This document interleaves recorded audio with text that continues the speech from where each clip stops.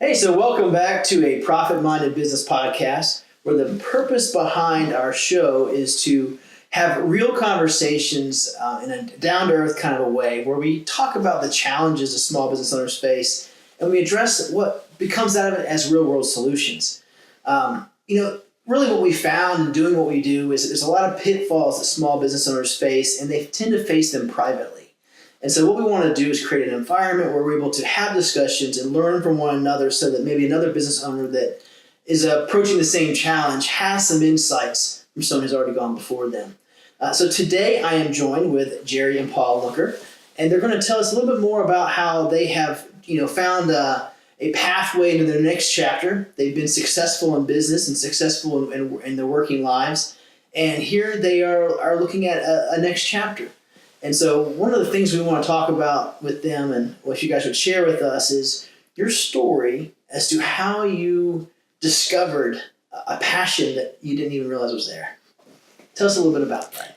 Well, I guess if you go back, my background, as you rightly said, is that I was a nurse and a midwife for over 35 years. So being on call most of my life, working nights, it took its toll. Sure. And when my husband and I met, he was offered a job out here. We were both from England, obviously, and it just seemed the right thing to do. So my philosophy has always been with my children is you seize every opportunity that comes your way. Yeah. And when an opportunity came my way, I could hardly go against my own philosophy. Sure. So we seized the chance to start anew really, in a different country later on in life. So it was that was a challenge in itself, because obviously not everybody approved of what we were going to do. Sure. It took a little while. We were flying across the pond for 3.5 years before we actually settled over here. But once we settled here, one of my other passions is home decor. So that kept me a little bit busy when I first arrived with buying a house, etc. But then it was a case of, so what am I going to do? Yeah. I've worked full time since I was 14, 15 years old. And now I'm in a house in a foreign country. I knew nobody. I didn't want to drive because I hated the roads. And so facing all those challenges, we just had to, bite it and deal with it and get on with it. Seize the challenge. So seize the challenge. So that's what we did. And it was an introduction into an MLM that made a big difference for me. MLM, for listeners, is multi-level marketing. Yes, that's right. So I eventually started using this particular product and then realised that it was a business, but I'd never heard of multi-level marketing. I'd never heard of network marketing. I'd no idea. So I decided I liked the philosophy of it, because you put into it what you want to put into it from a time perspective, or you don't. It's entirely up to you how you want to build it. And so that appealed to me, because I'd worked all my life working shifts, and I didn't want to have a regular day job. Sure. To set my alarm clock, or I wanted the freedom of doing something on my own terms. So you were a midwife, and you were actually you supervised other nurses. Yes. Within that framework, in London? No, it was in Yorkshire. In Yorkshire? In Yorkshire, okay. Yes. And you've done that for how long? 35 years. 35 years. Yeah. And so, and then I think what I understand is that you and Paul met online. We did. Yes, we did. Yes, we did. That's something in terms of our experience is the fact that yes, we met first time online. Yes, we had previous partners, but the thing is, we were now of an age and strategy where we just sort of said, right, let's see if we go and see if anybody's looking for any sort of partners, and And that's how we met, really, is initially responding to each other online. He will tell you that he couldn't, we didn't meet for a month. We were on the phone because... Yeah. Well, the thing is... Because she's always busy. She's always busy. She's always travelling. She's always down in London. Oh, I'm not here, I'm not there. I'm going to Scarborough. Oh, yeah. So basically, it was over. We have an issue about when our actually relationship started. So I actually say March, she will say February. But that's the other point, really, to sort of say is that, yes, we have got a past where we've had good careers. We've had, in my case, accounting, operations, IT, we used to call MIS, Management Information Systems, service and support. So essentially, I know how to run a business. I've always had that drive to be my own entrepreneur. And essentially, the fact that we came over here to plan a combination of a complicated sort of lifestyle and saying, well, we don't know what we want to do when we want to retire, but we want a transition plan. I need to get out of what I'm doing in IT and move to something where we can work from home or work anywhere in the world. And online is the natural involvement of that transition plan. So essentially, both of you guys have pretty much worked long, full lives, and now you're looking for that transition plan to, I guess, enjoy the second half of your lives. The thing is as well, I think retirement has got a bit of a stigma to it. Sure. And everybody looks forward to retirement, but when you actually get there, you're like, well, what now? What now? I'm not ready to curl up in a ball and do nothing. You know, I've been given an opportunity to live in a different country. Why the heck don't I just seize whatever comes my way? And I enjoy it. But at the end of the day, you know, we want to transition. We wanted to find something that both of us could do together. Right. And this is when we were introduced to our current business. So honestly, that's the pitfall that I often hear from business owners that are later in their lives, and they say, "I don't want to retire." Talking to an architect firm, I got a relative that just said to me, "I've seen my other partners retire, and they just stay home. They watch Fox News, and they kind of wither away, and it's like they age 10, 20 years overnight." So that is the pitfall. And it sounds like, did y'all, as you were approaching this, because you guys didn't meet until later, you were thinking you need to find a way to transition. Did you start thinking that way before y'all met? I'd already had a plan to say, I look at my parents, they're in their 80s. The philosophy of always keep your mind active, be active, and even in retirement, this concept of keep your mind going. And essentially, even from that early point, yes, I had a plan about what I'm going to do at 65. I mean, the age range has changed to 67 now and maybe over 70, but there's my parents in mid-80s, so it's still quite 24, 25 years away. Right. So what are we going to do if I then say, I don't want to do the IT job anymore and travel, because I travel virtually every week, that essentially I want to look for something else. And not only the fact that we have a strategy together to do that, but we also have found our current business in a combination of things where we can also leave it to a family. So the thing is, there's a legacy here that we are building something, not just for us, that would keep us occupied in what we want to do and enjoy it and have fun with it, but also something we can leave to our sort of grandchildren. Right.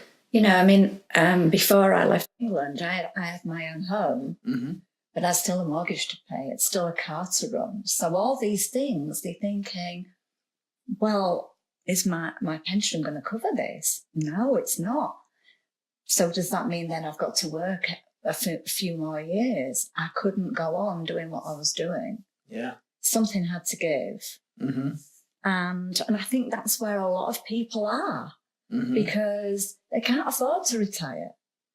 On the one hand, they can't afford to retire, and on the other hand, if they do retire, what's the quality of life going to be? Sure. Because not a lot of people have got savings anymore. Right. All right. In addition to that, of course, the fact is our families are in the UK. So we've made a commitment to our families that we'll at least go back to the UK once a year. And obviously, when retirement comes or the actual plan kicks in, then you've got to fund the flights and the hotel, the stay, Sure. the presents, and everything else that you want to do and spend valuable time with the family and the young ones. So there's other pullings in terms of your lifestyle that you want to then reap the benefits of everything you put in to date. Plus, it's showing the family, of what we've achieved as well. So it gives them some sort of purpose, and they can see that we're still working, but we're having fun with it as well. Yeah. So as you saw in the kitchen, live, laugh and love. That's our little motto. Yeah. And we want to continue doing that. And it's important to keep the brain going, as you've said. So we still face challenges. We're always going to be facing challenges. And it's just a case of working through it. It's not easy. By any means, it's not easy. Sure. Well, it's interesting that, before you mentioned this transition plan and how you've arrived at where you're at now, you mentioned MLM, which is multi-level marketing. And a lot of folks listening will probably immediately go, oh, MLMs, this is a pyramid scheme. And that's just part of a stigma that's out there. And because there are MLMs that function that way and have functioned that way to create this problematic. It's got bad imaging. Yeah, but essentially an MLM is a way to interact with people face to face, share something that you're passionate about, and there's a functionality of them becoming part of that overall business, or just benefit from, in your case, a membership. So let's talk a little bit about. You had mentioned that when you first came, that you were exposed to Arbonne at one point, which is what really gave you an initial entry into MLM. But what you guys have morphed into and the business that you have chosen to make part of your transition isn't Arbonne. So tell us a little bit about it and how it fits into your motto of live, life, live, laugh, and love. Where do you want to go? It's a long time on this one. I'll let you start on this one, shall I? No, I think the thing is, the fact that Joey didn't really know anybody over here, and she met a lot of people through Arbonne in terms of the networking and the women's groups, essentially got a lot of contacts.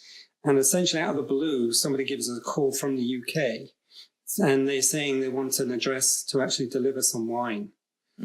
Because we're starting a wine MLM network company. We're going to launch it in the UK, and it's already in the US.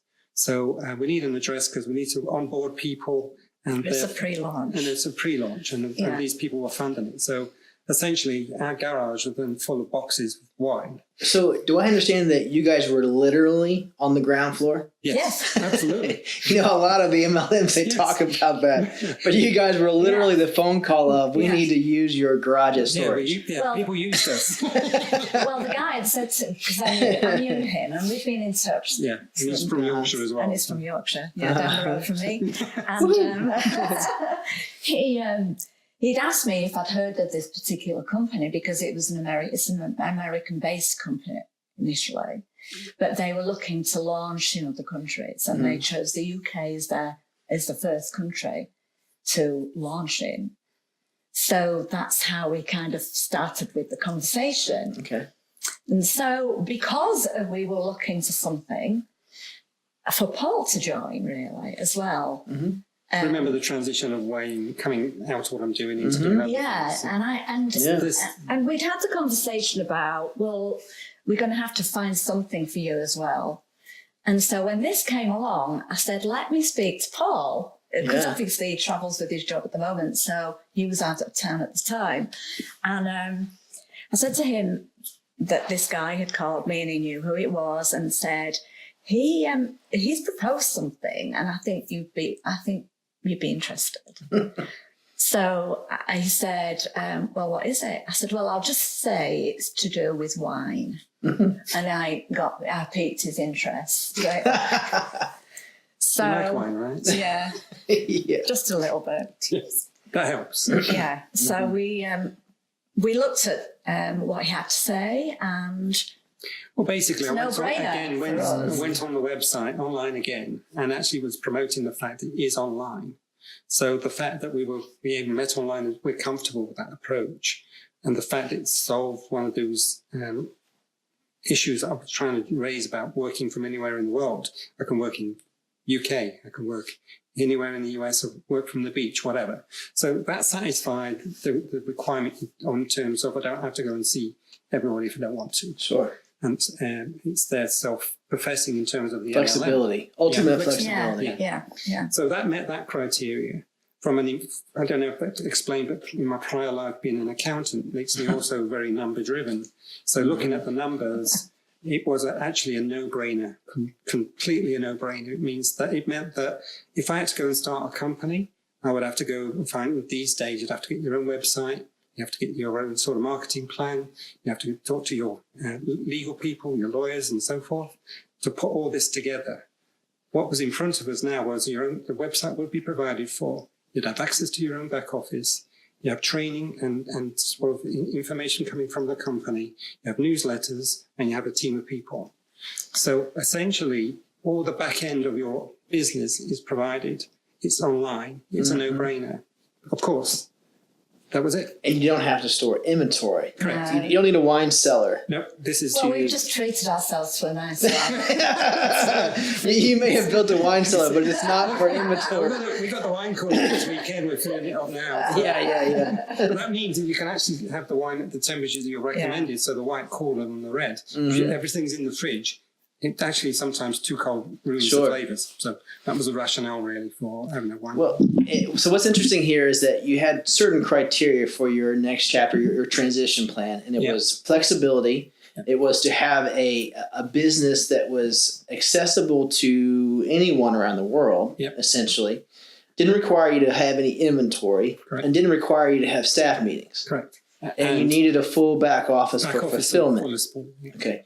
And you feel really good about wine because you were already wine drinkers. Correct. Okay. Yeah, and we wanted also, importantly, to have some fun. Yes. To be able to, it's social. Yes. You know, when you think about it, what do you do on a weekend or an evening? You open a bottle of wine, you share it with friends or family, and you immediately start to relax. Mm-hmm. So for us, it just sounded the perfect. Yeah. And a perfect passion in terms of the fact that it also drove the fact that it answered these needs of being entrepreneurial. Right. And in terms of answering all our sort of next steps and what we're going to do. You know, what's interesting about this model is that one of the core principles that I teach when it comes to building valuation for business is to have a reoccurring revenue system involved.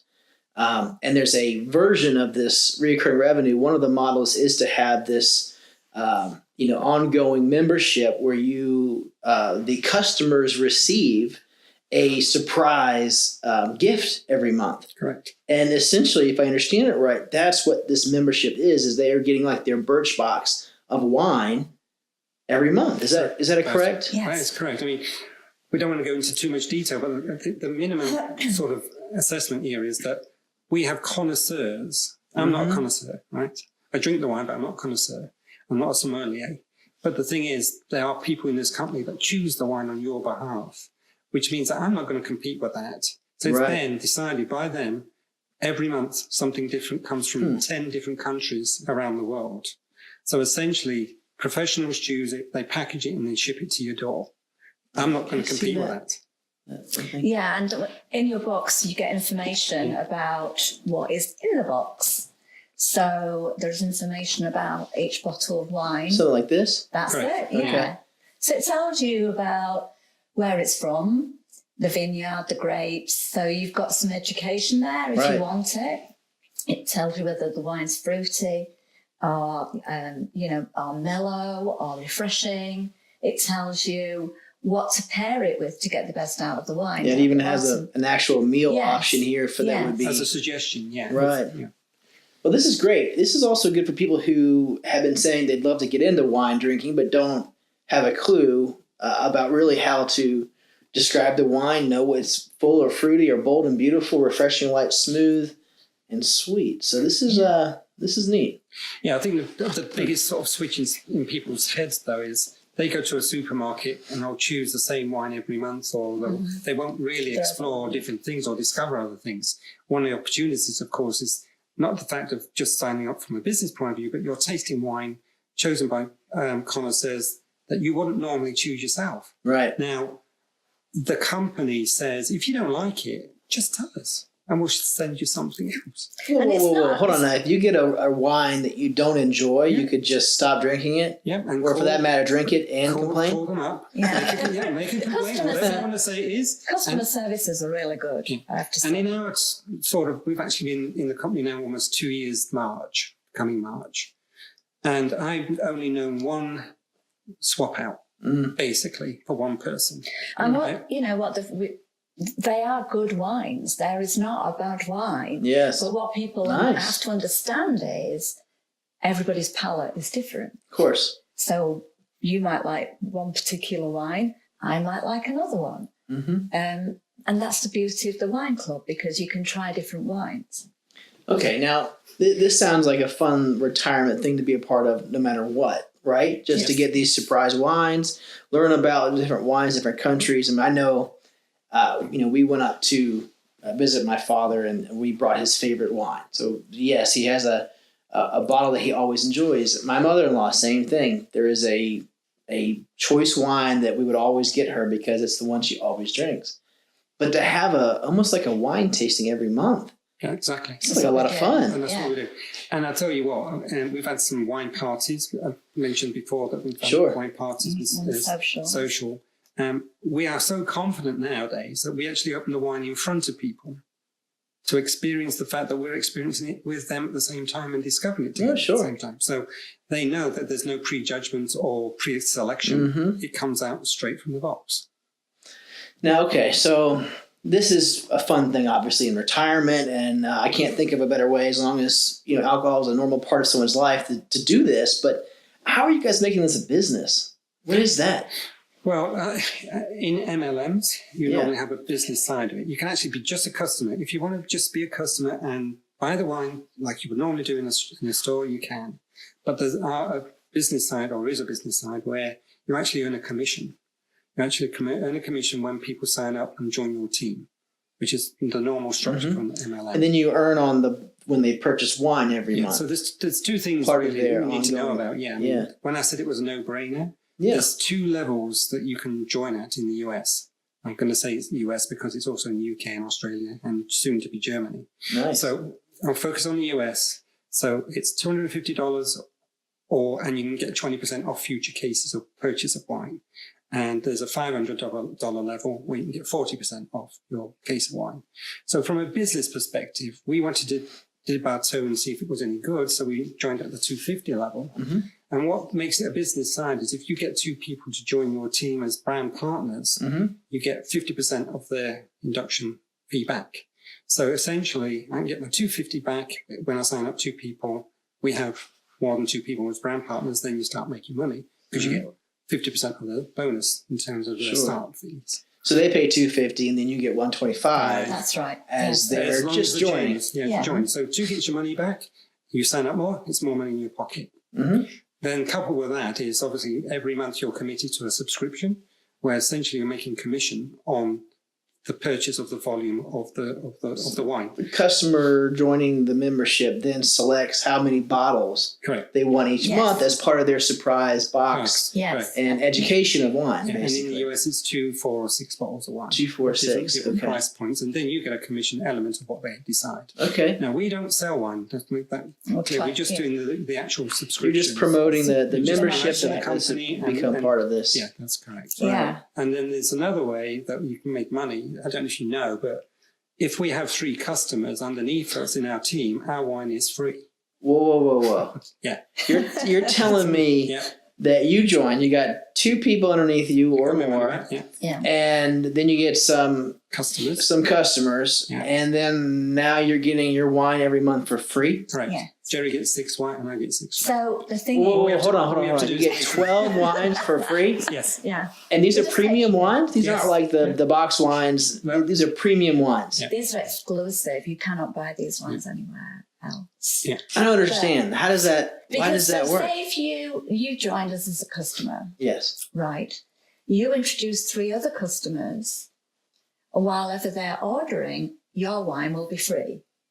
And so then we help them get their wine for free. It can be So 3 at or the more. end of the day, it's a cost-neutral business. You're just paying for shipping. Oh, so you pay for shipping and all that stuff, but still you're getting premium wines. Exactly. And we drink wine anyway, right? Uh-huh. So essentially, Sure. it's this fun side is that we then roll that into social parties and share the message and the opportunity with people. We need to start this for the craft beer industry. Well, they used to do it. Yeah. In the UK, they did. Yeah.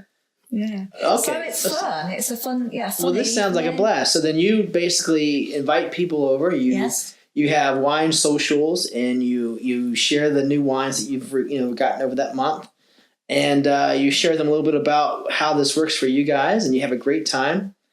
You showed me earlier that you have a game that you play.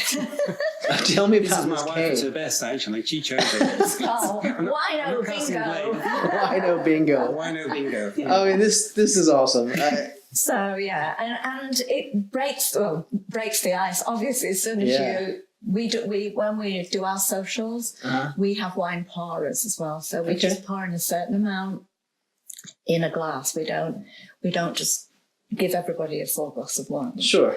So and we serve a bit of food with it as well. So we That's will wise. taste the wine first without food, and then we taste it with food, because people have been quite amazed how food can change. The palate changes. That's the thing. I don't think, just in my exposure to wine, and I'm more of a craft beer guy, but like in general in wine, is that you literally transform the entire experience with food. Yes. Right. And then we always have a bit of fun. So once we've tasted the wines, then we play the game of Wino Bingo, and the winner gets a bottle of wine gifted. So.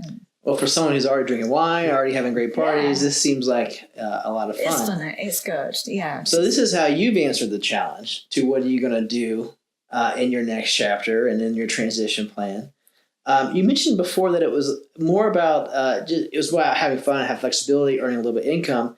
But it was also about legacy for you. Yes. Share with me how that fits into the picture. Well, obviously, our son and daughter-in-law, and our little 15-month-old granddaughter are in London. We know how expensive it is to live in London. It's like New York, I guess, over here. Tokyo. And they, they work. They work. My daughter works for full-time. My son works full-time. He has 2 jobs, actually. And my daughter-in-law works part-time with the little one. We want to leave a legacy for them, We want them to come over here. They've been over once or twice, but even the airfares are so expensive now. So it's kind of like, and we want them to see that we're enjoying our life. We haven't retired as such. Right. The slippers on. Yeah.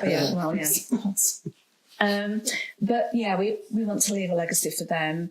We know that our granddaughter may one day want to go to college. So we can set something up where, she's not going to have to worry about getting in debt. I mean, my daughter went to university and she was paying off her student loans for years. We were paying those.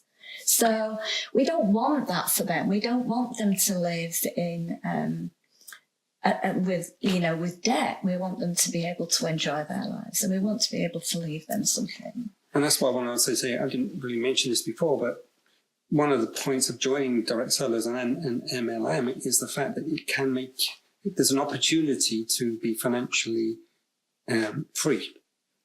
That means the fact that when you talk to other successful MLMers, they've actually paid off their mortgage, they've paid off their cars, they've paid off their credit cards. So it gives the financial freedom to do whatever you want to do. And this is partially what Geri was saying.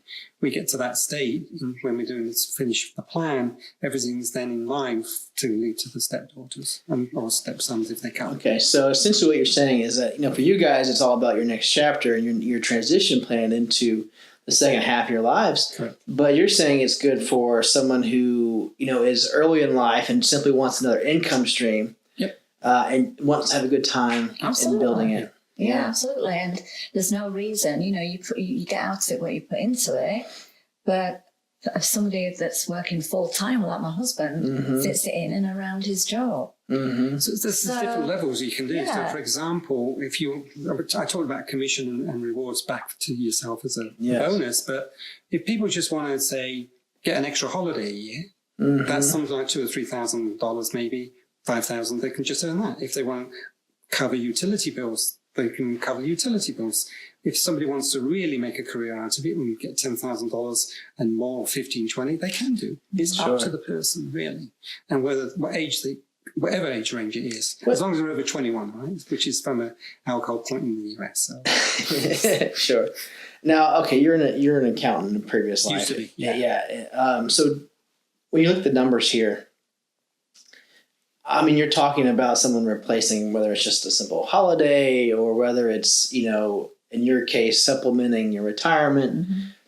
Honestly, what are the numbers really looking like here? I mean, what does somebody really have to do? I mean, there's one thing to be someone who enjoys wine and wants to share that passion, and then there's somebody who really says, I'm going to make this my full-time work. What does that entail for you? What does it take to earn the kind of income that you guys see in your future? And what does that income level look like? A lot of questions. Well, first of all, you have to be committed. You do have to be consistent working the business. It's not a freebie, You're not going to sit back and get something for nothing. And I think people may be thinking that's maybe the Well, case. but you're getting free wine. No, but the thing is, we put time in, we put energy, we put leadership in, we put in activities of the team itself. So to grow your business, you have to have more team members. And it's also like train the trainer. So when they come on board, they know what they need to do. And it's like a training plan for them. So it's really to answer you. Yeah. If people want to do this full time, then yes, they're recruiting and they're training and they're sort of spending time with people. What did that look like and really it was Jerry, you started and then you were still working. Still am. Right. And still am. And your goal is to transition, obviously. Yeah, that's my goal. Other people might say it's a secondary income. Right? So right now it's you haven't been able to transition fully yet. Nope. Wasn't my plan, but yes. Yeah. So Jerry, okay, what did it take for you to get to the point to where you achieved your free wine position? Like what kind of effort and work and what did you do? I mean, you were new here. Yes, but I've You've been doing here this a few for years now. Well, I've been here since 2010. Okay. My husband's been here since 2006. Like I said to you before, we were flying across the pond for 3.5 years before we settled. But and for me, it just I took this road purely and simply to get out of. I couldn't sit at home. I couldn't sit. I know I was supposed to be retired, but my brain would not slow down. So I was looking for something that I could do on my terms as well, and to earn an extra income. And at the beginning, it wasn't a huge income that I was looking for, but it was mainly to get to know people and to get myself out on the road. And so that's how I started networking. So, like Paul says, it was pocket money, really, initially, that I could go, if I wanted to go treat myself to something without having to take money out of the bank or, that kind of thing, or we wanted to purchase something for the house. That was what it was at the beginning. But we've had so much fun with this, and we get to travel. We've travelled a lot this year, which is... I think it's also the fact that because people see us in these socials having fun, they want to join us. Mm-hmm. And this is also answering your question about how you grow your business. Yes. Yeah. So basically, they see what we do, and they say, "Oh, I can do that."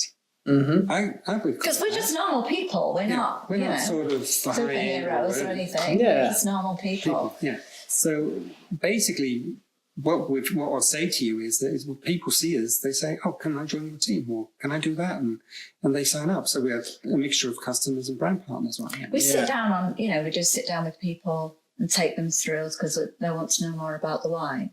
So, for example, last couple of weeks ago when I had a wine social here, it was a ladies' night. We do couples as well, but this was a ladies' night. And so we were on a few giggles and wino bingo and all sorts of things. And one of the ladies is interested in the business, so she wanted to know a little bit more about the business. So I took some time out with her. And then another of the ladies wanted to know a little bit more about becoming a customer. So we've had conversations since the social. Yeah. And that's kind of what then, let me go and speak to my husband about this. Or in terms of customer, she became a customer last night. And there was a special offer on this weekend, Black Friday thing. So you got 6 bottles of wine for the price of 4, which is not to be sniffed at, really, is it? Yeah, no. It's to be drunk. That's great. Yeah. But that's the other thing. The company is always doing sort of promotions as well. It's not idle and say, get on with your life and do this. They're saying, there's a Black Friday deal, right? So now, for her, I want to help her get a wine for free. Right. So there's always an incentive. So there's always the milestones. First milestone is to get your 2, and then to get your wine for free. Both. You can actually look for your brand partner, but also sign up customers. Right. And when you've got 2 and 3, you've got your money back. So now, okay, so I love the recurring revenue stream of this. The membership part of it, I understand. But tell me more about that, because there's always, what separates a pyramid scheme from an MLM? I'm sorry, the 2 separations is the MLM that's good quality has a great product. And the product is legitimate. So here you're getting great wines, premium wines. Yep. Your customers who aren't necessarily brand partners are buying wine in that subscription model. Correct. And you're earning on that. Yep. Yeah, and there's also training provided. So so the difference between pyramid and an MLM is not just the product, but also training and structure. Yes. Organization is there. Pyramids are just like passing money around. There's no services. There's nothing. Right. So that's a complete scam. Okay. But that's why I think that this image of the fact that people see, it's MLM, it's a pyramid because it's shaped like one. But most companies are shaped like one. Oh, sure. Well, so GE to the, even Facebook. Yeah. CEOs. You've got the hierarchy. Yeah. No, that's just normal. But it is all about having that product. So you guys have a wonderful product, and it sounds like it's a ton of fun. Yep, absolutely. From a legacy standpoint, you were talking about your granddaughter, and then of course your daughter, and really your family. And so it's the legacy part is bringing them in so they can build their own business.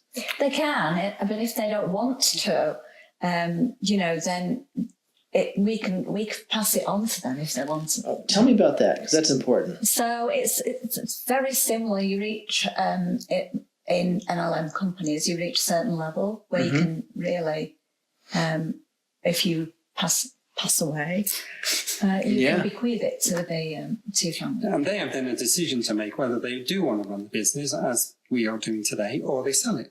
Because it's already a well-established business. And so you can actually sell your team and your structure to somebody. You can bequeath it. Bequeath it. Right. So you can't actually sell it. No, you don't sell it. But when when let's say Rainey's older and she decides to run it, I think you can either transfer it or sell it.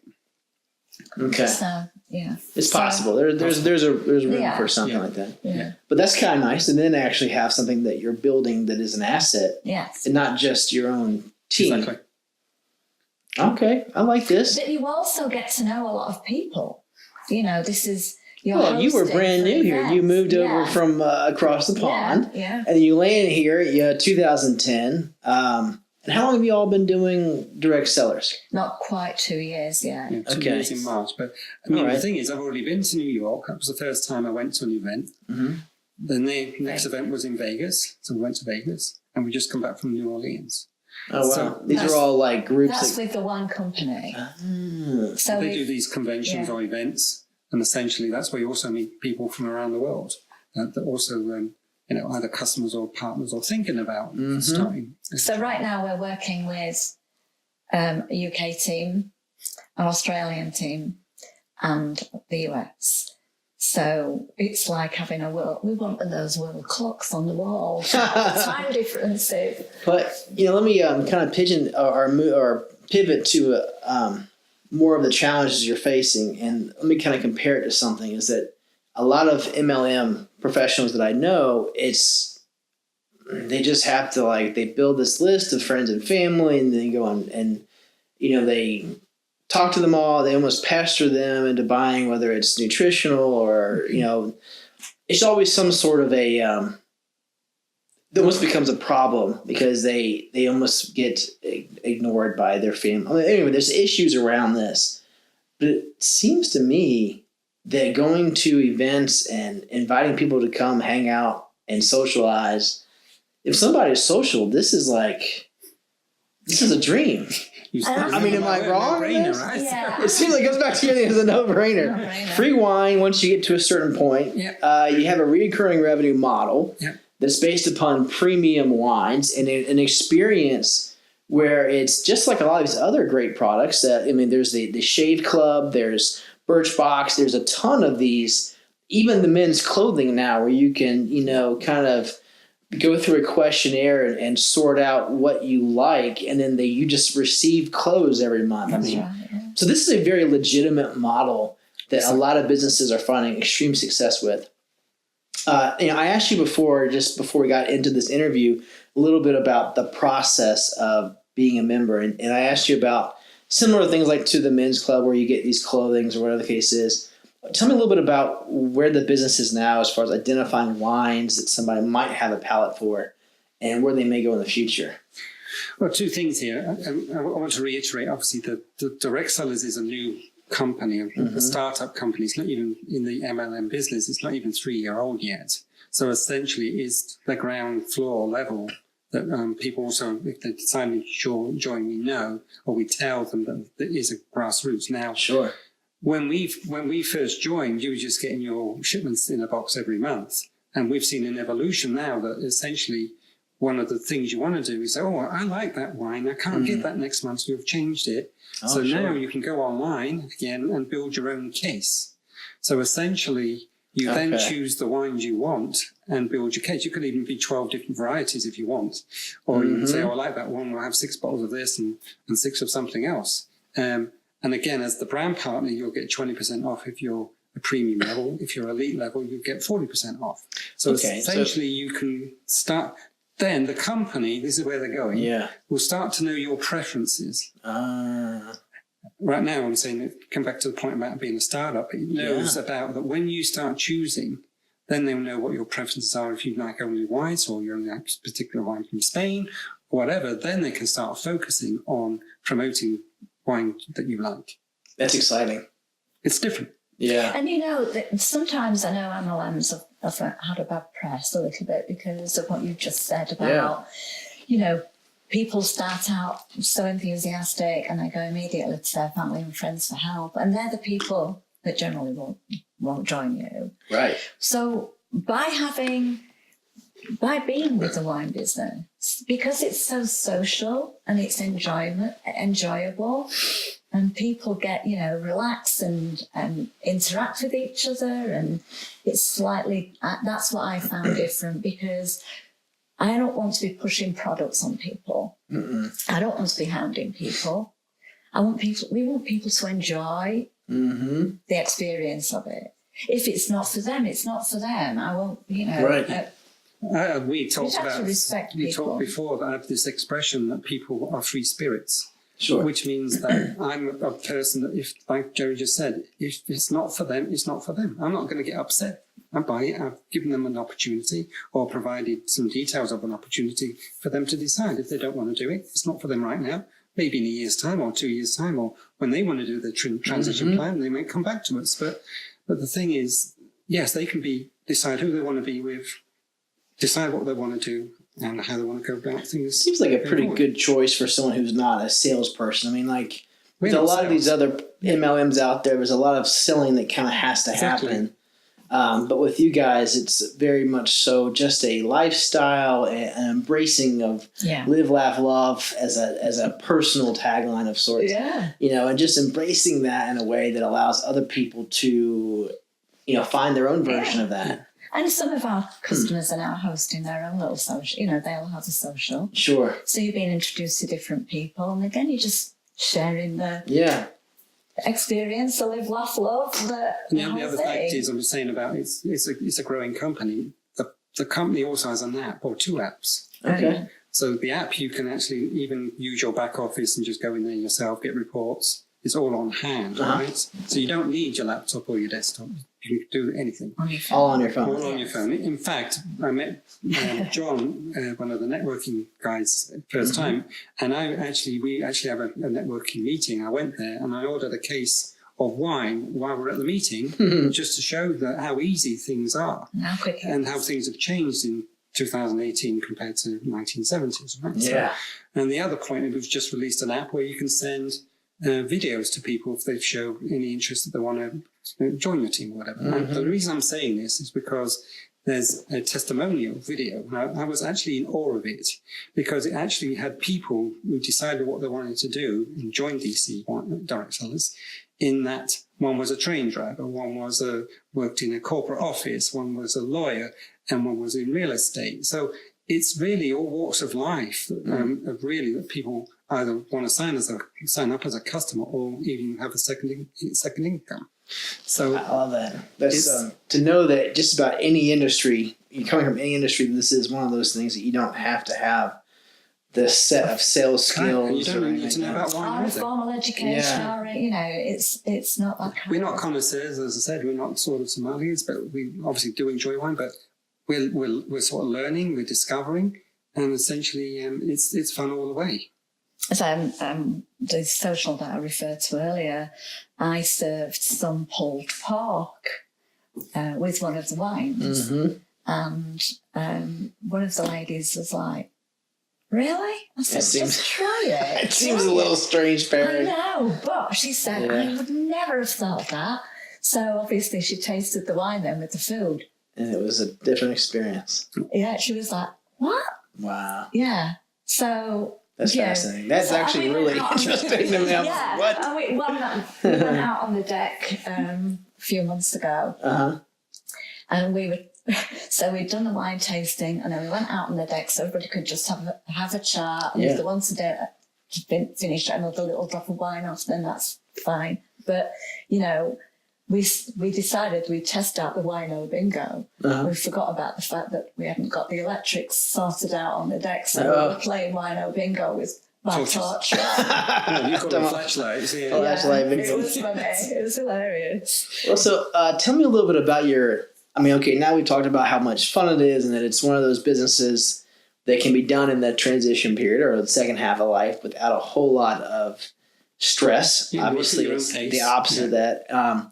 But let's talk more about what you want from this from an income standpoint. And I really want to hear more about how you're facing that challenge do you know how many socials you need to have over the next 12 months to have so many members join and then how many customers? Like from an accounting standpoint and just from being a part of this program, how do you map that out?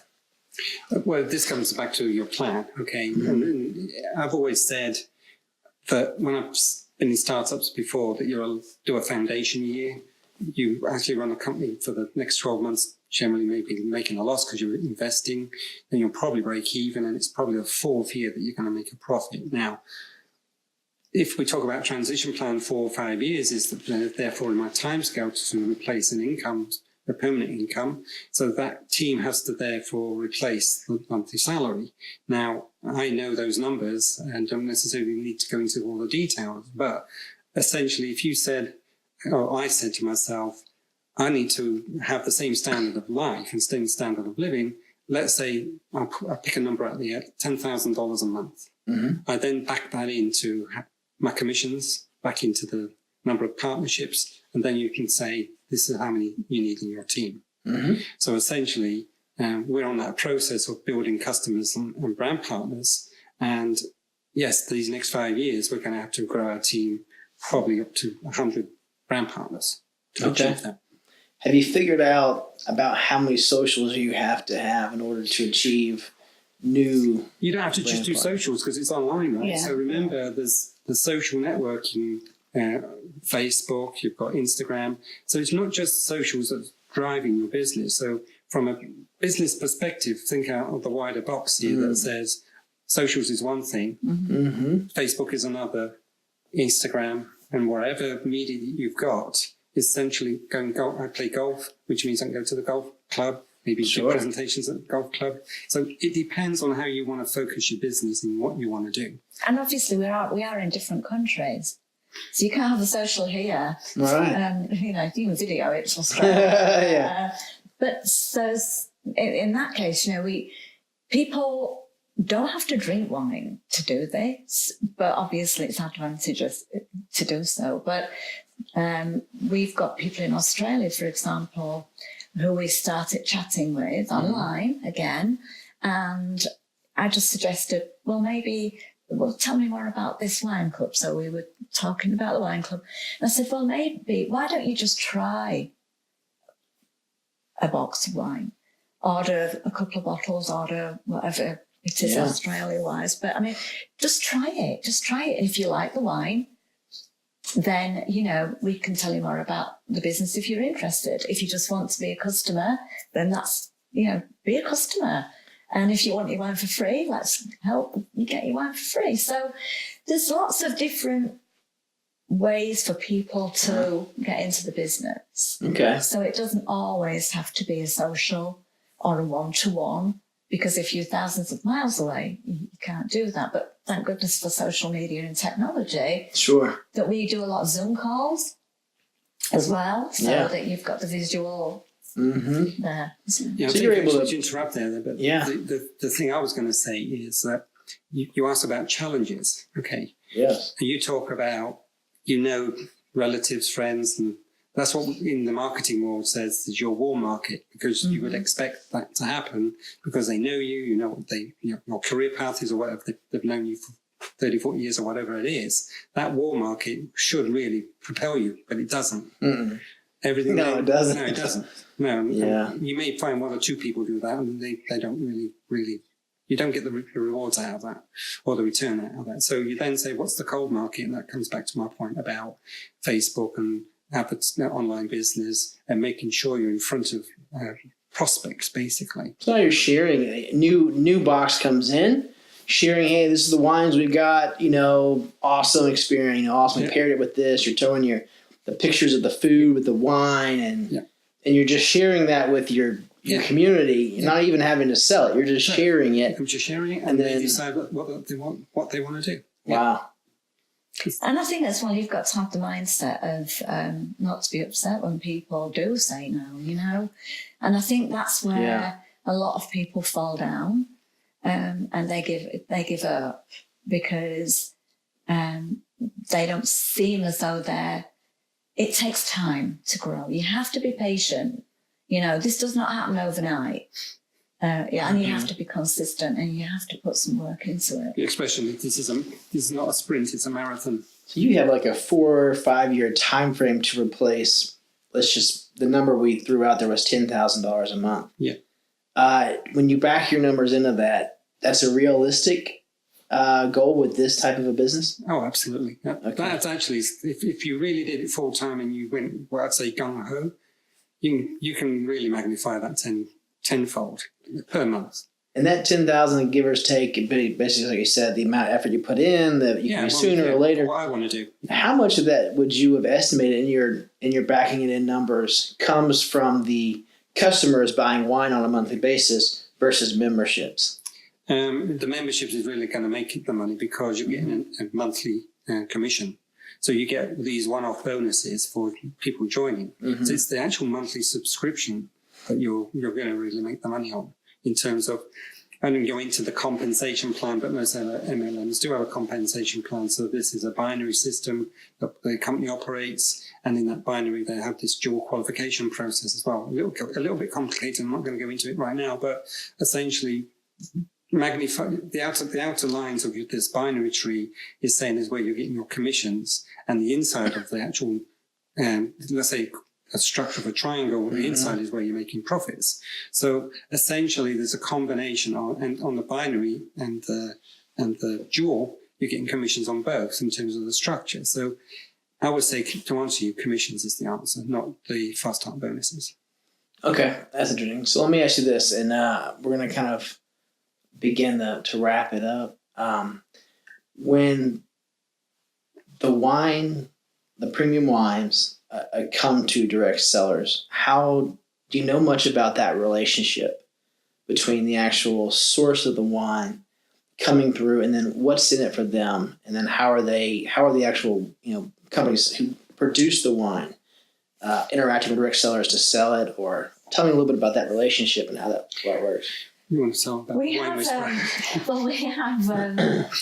They source the wines from the boutique small businesses, smaller vineyards around the world. But we have our own wine whisperer, Jerry Greenfield, who chooses the wines.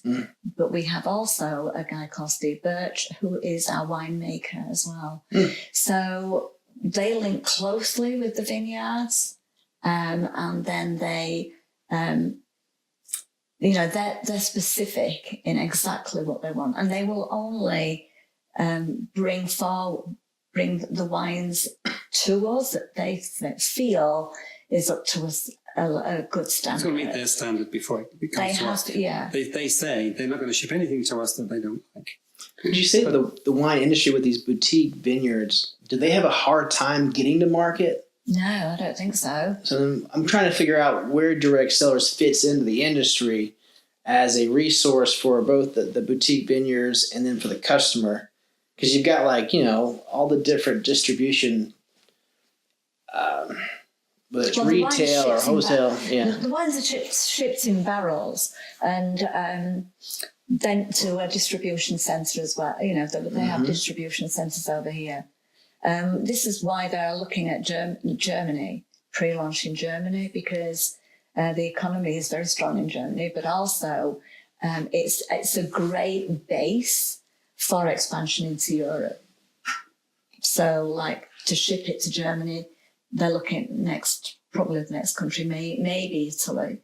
So, you've got the whole of Europe, which it's going to be awesome. Yeah, I think coming back to your point as well, these two guys obviously work with these are like artisan family-run vineyards at the moment. Now, I mentioned also that we're a growing company, so at this moment in time, they work with them to achieve the volumes and the bulk quantities that we need.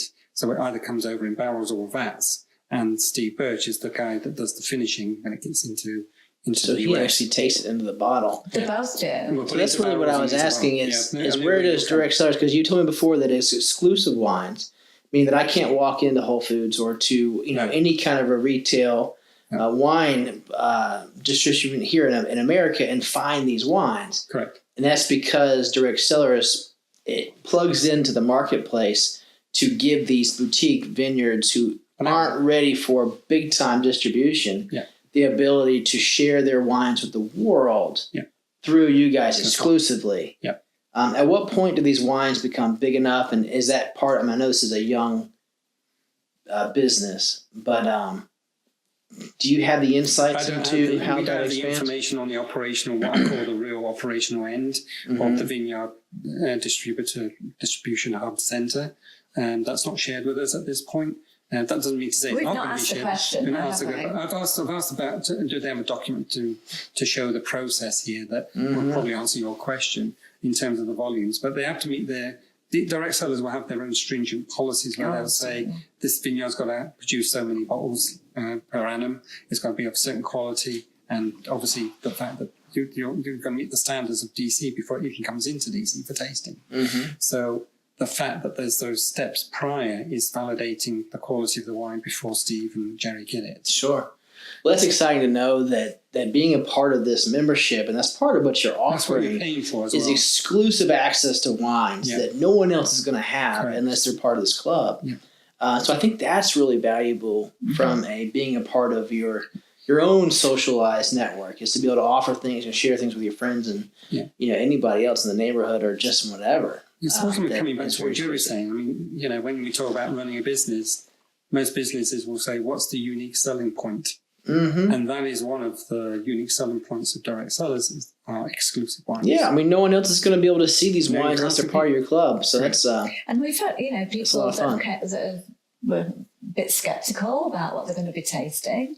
But when they start tasting them, they're like, wow, this is good. We've had people real surprise. We've had people that say, oh, I don't drink Chardonnay. Oh, I don't drink Merlot. They've come to our socials, I've had it. Is this really a Merlot? Is this really a Chardonnay? that's great. The US market was dictating, say, for example, how Chardonnay was tasting. So this Chardonnay was coming from Europe and a different taste than it was in, in the that's US. powerful. So Yeah. that's an example. Yeah. Okay, so let me ask you this now. Now, as we're kind of moving towards, kind of wrapping up the interview, is one thing that we've learned is that, retirement isn't what it used to be. And, for the most part, the baby boomer generation is redefining it all across the board. We're baby boomers. And, it seems like you guys have really locked into what your transition plan looks like and how to really enjoy this next half of your life. Mm-hmm. Sounds exciting to me. Tell me a little bit about, what kind of hours you want to put into this in order to hit your goals. What do you expect to have to...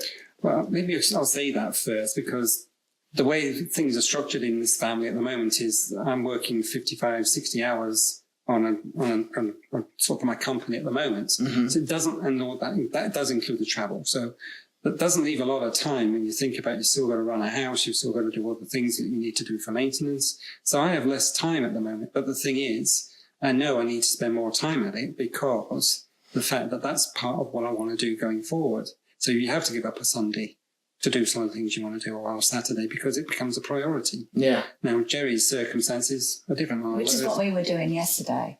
So I spent quite a lot of hours yesterday doing different things and following up with people. And because the week passes, doesn't it, all of a sudden? Flies by. So because I am in a position that I can devote more time, I do network and part of 2 or 3 networking groups. So I participate within that networking group. And the beauty of this is online. Mm-hmm. So, you don't have to be meeting a load of people physically if you haven't got the time. You might find that one week that you've got more time than other. That if Paul's here and he's not travelling, then he can get out and about a little bit more. Sure.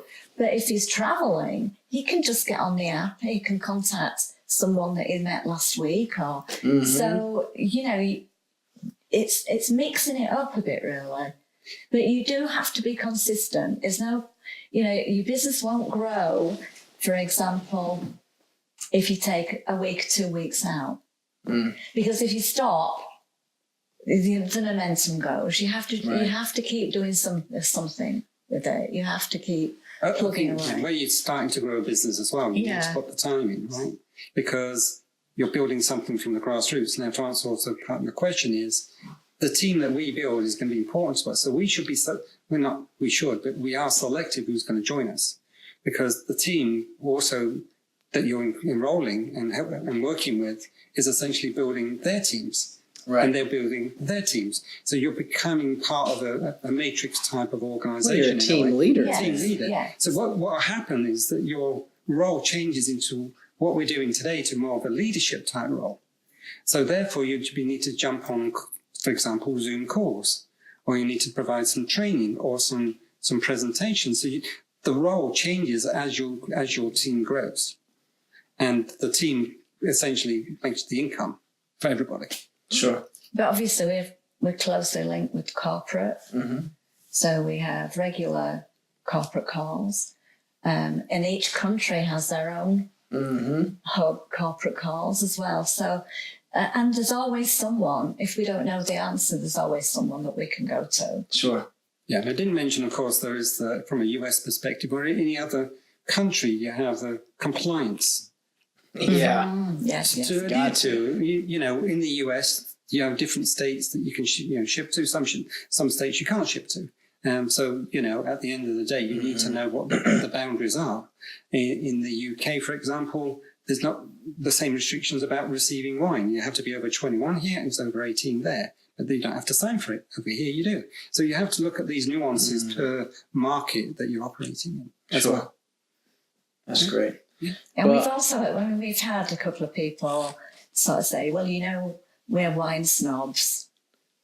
And we're like, Yeah, what do you say to that? That seems like, like you're the answer to the wine snob Steve comment. Birch has got an answer for that, and he said, give them my phone number and I'm happy to speak to any wine snob. But I mean, we have had people that say that, and I just say, look, try it. If it's not for you, it's not for you. You know? So when the wine snob tries the wines, do we know what the response is after they try them? I have to be honest with you. One of a lady, I didn't really know this lady.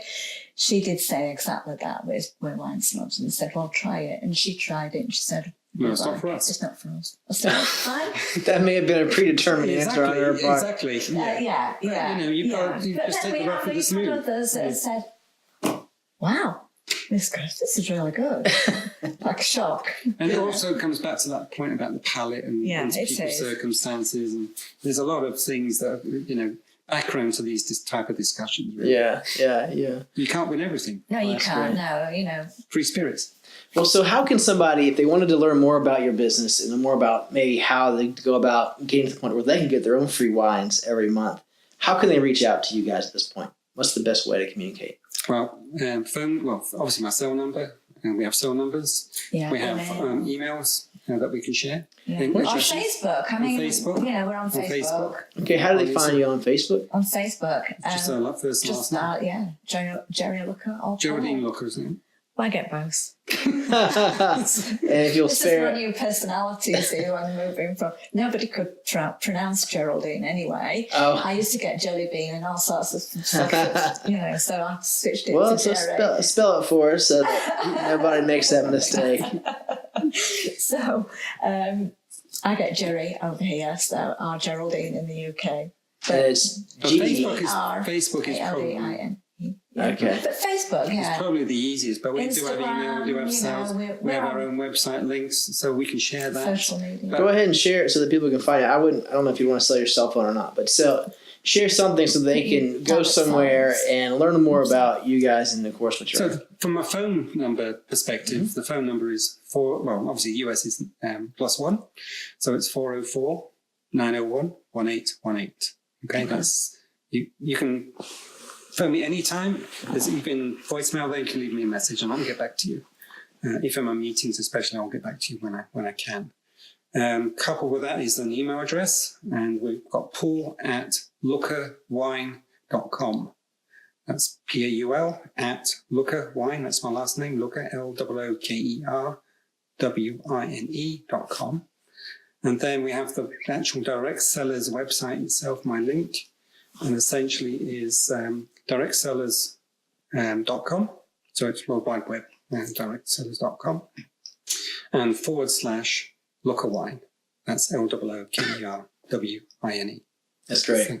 Yeah. And if you have any questions about any other business strategies, feel free to reach out to me. I'm Corbin Cook, S&B Strategy Consultants, and part of the ProfitMindedBusiness.com experience here. And you can always reach out to me at 404-783-3305 with additional questions about exit strategies and really developing your business into one that provides you the income and the lifestyle you're looking for. And my phone number, if you wanted my phone That'd be great. 770-364-2092. Same website. Fantastic, guys. So I just want to say a big thank you to Killingsworth in terms of for organising this podcast. Loved it. And hope you guys loved it as well. But I want to pass my thanks on to the Killingsworth team. Yeah, Killingsworth Spencer is one of our key members as part of this project. And you can always visit them at their website, KillingsworthSpencerLLC.com. And they are excellent when it comes to tax planning, strategies, and overall business management. So thank you guys so much for joining us, Paul and Geri. It's been a real pleasure. Retirement and the exit strategy is a big, question, a big pitfall that can hit a business owner. And it's nice to know that there are some ways to transition that still give them a second chapter, but give them the flexibility, the fun, and the ability to write their own ticket. So thanks so much for joining us. Thank you very much. Thank you. Thank you for the opportunity. Cool.